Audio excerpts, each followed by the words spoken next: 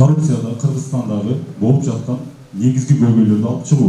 Ошмуда коррупциялык тобокелчиликтерди жоюу боюнча иш-чаралар өтүп жатат. Мындай түшүндүрүү иштеринин бири 27 мартта Тарых юридика институтунда уюштурулуп, студенттерге жана окутуучуларга коррупцияга жол жок аталышында семинар өтүлдү. Президентке караштуу антикоррупциялык ишкердик кеңешинин оштогу өкүлдөрү катышуучуларга жемкорлукту жок кылуу жана алдын алуу боюнча түшүндүрүштү.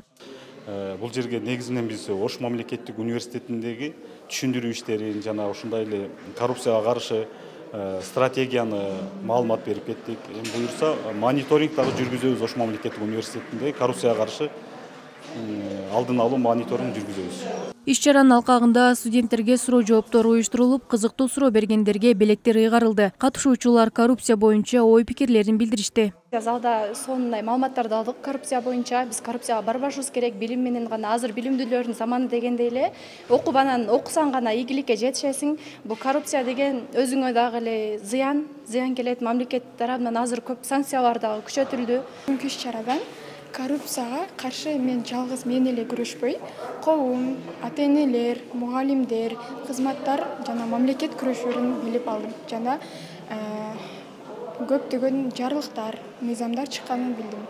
Бүгүнкүдө иш-чаралар жаңы кабыл алынган коррупцияга каршы мыйзамды коомчулукка жайылтуу максатында өтүп жатат. Буга чейин жолугушуулар болду. Ошол деталдуу иш планды талкууладык биз бул жерде. Студенттер менен жолугушуу болду.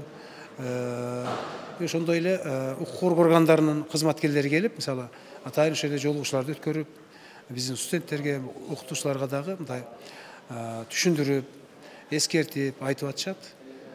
Бул багытта системалуу иштер жүрүп атат. Биз биринчи окуу жайлардан баштадык, жаштардан баштадык. Анан балким ошо жаштар үй бүлөсүнө, ата-энесине, тууган уругуна айтса, ушул маалымат жайылат деп ойлойм. Экинчиден ушул массалык маалымат каражаттары аркылуу дагы бул иш-аракеттер тынбай жүрүүдө. Биз ойлойбуз, бул өзүнүн жемишин, өзүнүн натыйжасын берет деп. Буга чейин окуу жайдын ар бир институт, факультет жана колледждеринде жемкорлукка каршы күрөшүү топтору түзүлгөн. Алар коррупцияны алдын алуу жана ага каршы күрөшүү иштерин уюштурат. Кыргызстанда жемкорлукка айыпталгандарга жазаны күчөтүү тууралуу мыйзам күчүнө кирген. Президент Садыр Жапаров былтыр 31 декабрда кол койгон мыйзамга ылайык коррупция беренеси менен соттолгондорго мамлекеттик кызматта иштөөгө өмүр бою тыюу салынат. Элина Майрамбек кызы, Бегелди Абжапаров, Ошмо жаңылыктары. Демек биз бир эле мамлекет эмес, биз дүйнөнүн башка сак болот да.